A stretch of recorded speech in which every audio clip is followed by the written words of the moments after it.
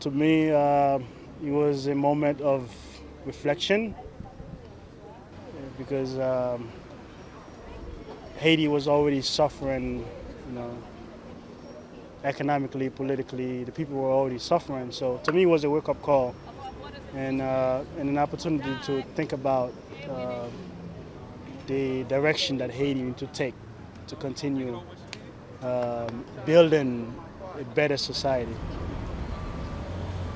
And more than 200,000 people dead in that earthquake. It was tough.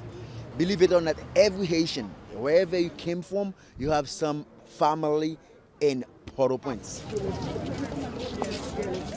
Didn't even know the breadth of the disaster until I went there. I flew in there only a few days after via national military plane because I was part of the first responders.